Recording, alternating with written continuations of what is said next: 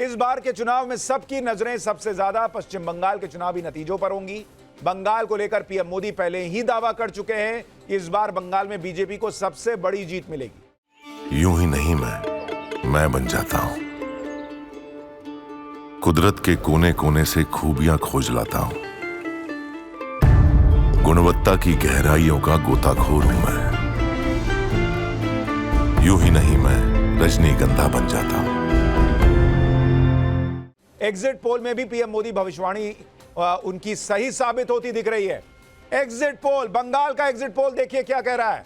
बंगाल का exit poll दावा कर रहा है कि बंगाल में बीजेपी सिंगल लार्जेस्ट पार्टी होगी, वहां पे सबसे बड़ी पार्टी बन जाएगी। बंगाल के अंदर 20 से 22 सीटें बीजेपी को आ सकती हैं, 42 में से, टीएमसी को 19 से 21 और कांग्रेस को या कांग्रेस गठबंधन को 1 से 2 सीटें आ सकती है।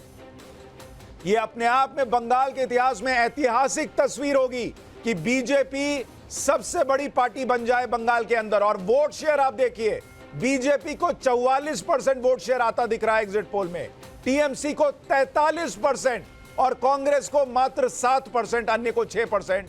यह अपने आप में बहुत बड़ा उलटफेर है बंगाल के लिहाज से कि बीजेपी जो 2004 तक बंगाल में कहीं नहीं थी, आप देखिए वो किस तरह से राइज कर रही है।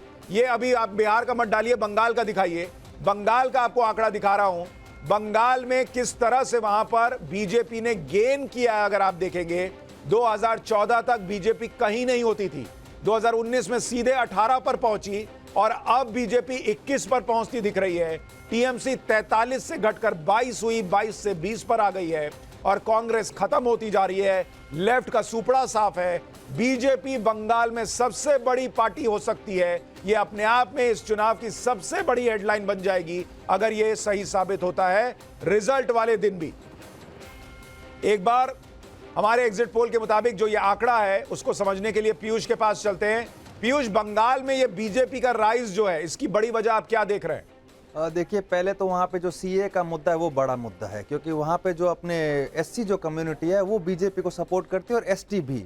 और दूसरा, ममता बनर्जी पे, उनकी सरकार पे करप्शन का जो चार्जेस है वो बहुत ज़्यादा है। मतलब वहाँ पे फील्ड पे उनके जो एमएलएज है उनके ऊपर बहुत ज़्यादा एंटी इनकम्बेंसी है। तीसरा जो सबसे बड़ा है वहाँ पे पोलराइजेशन का है, मुस्लिम अपीजमेंट का जो है टीएमसी का, वो उनको कहीं ना कहीं नुकसान पहुँचा रहा है। और सबसे बड़ी बात है, अगर कांग्रेस जो है वो अपना अलग, कांग्रेस और सीपीएम वहाँ पे गठबंधन में लड़ रही है और टीएमसी को वहाँ पे खामियाजा भुगतना पड़ रहा है, क्योंकि ये जो है आपका मुस्लिम का वोट काट दे रही है वहाँ पे टीएमसी को। यानी मुसलमान वोट बट गया है टीएमसी और कांग्रेस और लेफ्ट के बीच में। और एक और मैं सुशांत जी आपको कहूंगा कि वहां पे महुआ मोइत्रा जी जो है वो अपनी सीट हार रहे हैं। बीजेपी ये आप बड़ी बात कह रहे हैं, महुआ मोइत्रा अपनी सीट गंवा सकती हैं। कोई फाइट है या क्लियर हार रही हैं? नहीं, वो क्लियर हार रहे हैं, क्योंकि वहां पे बीजेपी ने वहां की जो रानी माँ है जिनको बोलते हैं उनको खड़ा किया और वो काफी वहां पे प्रोमिनेंट फिगर है, वो जीत रही है। और दूसरा, महुआ मोइत्रा का एक वहां पे वो भी था कि ये इतना अवेलेबल नहीं रहते हैं वहां पे जनता के लिए, और वो तो वो उन पे थोड़ा नेगेटिव फैक्टर काम किया है। ये महुआ मोइत्रा के लिए बड़ा झटका होगा, क्योंकि वो तो ये बोलकर गई थी कि मेरे ऊपर जो आरोप लगा रहे हो उसका जवाब जनता देगी। और हमारा एग्जिट पोल दावा कर रहा है कि महुआ मोइत्रा चुनाव हार सकती हैं। और अब आप देखिए 443 सीटों का हमने रुझान बता दिया है एग्जिट पोल में, और एनडीए को पूर्ण बहुमत। एग्जिट पोल में 443, 100 सीटों का आंकड़ा आना बचा हुआ है और यहीं पर एनडीए को 284 सीटें आ गई हैं, यानी बहुमत के 272 के आंकड़े से 12 सीट ज्यादा ये इस वक्त तस्वीर दिख रही है। लेकिन फाइनल फिगर क्या होगा, बीजेपी को कितनी सीटें आ रही हैं, ये भी अभी थोड़ी देर में आपको बताऊंगा। लेकिन बंगाल में इस बार बीजेपी की बढ़त की वजह समझिए। ममता सरकार के सामने पीएम मोदी के चेहरे पर लोगों ने भरोसा किया है। सीएए के तहत नागरिकता देने के फैसले का मुद्दा जो है वो भी वहां पर चला है, जैसा पीयूष भी बता रहे हैं। पीएम मोदी ने जिस तरह से ममता बनर्जी सरकार पर भ्रष्टाचार के आरोप लगाए, उन पर भी लोगों ने भरोसा किया। टीचर भर्ती घोटाले पर हाईकोर्ट के फैसले से ममता सरकार को बड़ा डेंट लगा है। ममता सरकार के मंत्री पार्थ चटर्जी के हाथ छापे में मिले नोटों के पहाड़ से बंगाल के लोग सन्न रह गए थे। इससे बंगाल के लोग बहुत नाराज हुए। इसके अलावा टीएमसी नेता शाहजहां शेख के कांड को ममता सरकार ने जिस तरह से डिफेंड करने का प्रयास किया, उसे बचाने का प्रयास किया, उसे देखकर लोगों को भरोसा ममता बनर्जी सरकार पर कम हुआ। इन सभी मुद्दों को बीजेपी ने इस चुनाव में प्रमुखता से उठाया और ऐसा दिख रहा है कि यहां पर बीजेपी को इसका फायदा हुआ है और बीजेपी बंगाल में सबसे बड़ी पार्टी बनती हुई दिख रही है। पीयूष, एक बात और बताइए जल्दी से, क्या संदेश खाली का मुद्दा बंगाल में बहुत बड़ा था?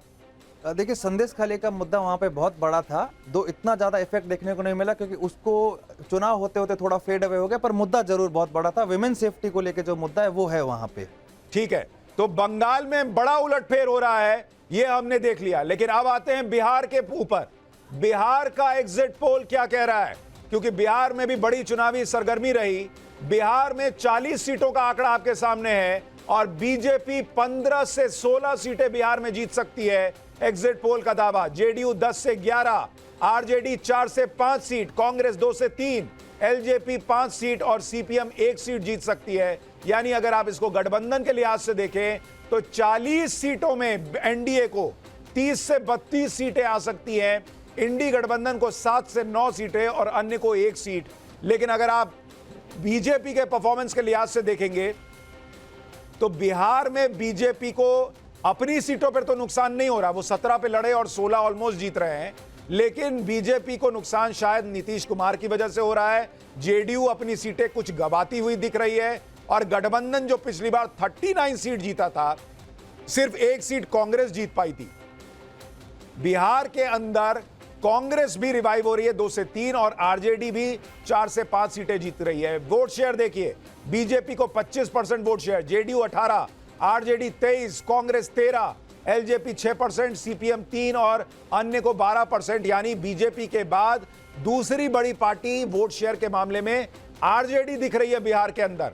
और अगर आप अलायंस का वोट शेयर देखेंगे तो भी आपको तस्वीर समझ में आएगी कि किस तरह से बीजेपी अलायंस जो है वो ऑलमोस्ट 40% के पार जाता दिख रहा है और सीटों के मामले में एनडीए को बढ़त दिख रही है।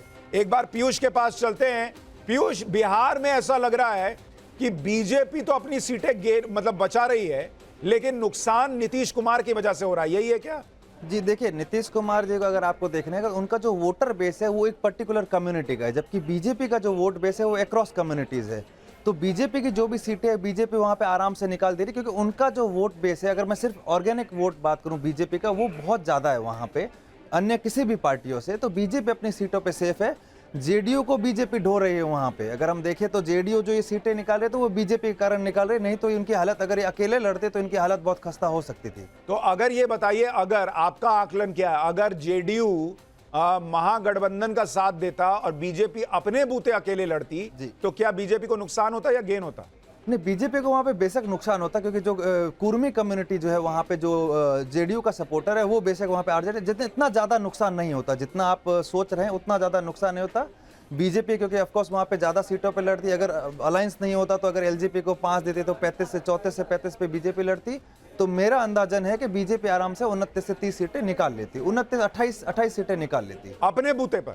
हाँ, मतलब बीजेपी और इसका एनडीए अलायंस के, तो इसमें ज़्यादा कोई फेरबदल रहता नहीं। यानी बीजेपी को हमारे सहयोगी कह रहे हैं उनके एग्जिट पोल के मुताबिक कि बीजेपी को नीतीश कुमार के साथ जाने का नुकसान ही हुआ है, कोई बहुत फायदा गठबंधन के तौर पर नहीं हुआ है। अगर वो नीतीश कुमार के बिना भी लड़ते तो वहीं होते जहां अभी हैं, 1-2 सीटें ऊपर नीचे हो सकती थी।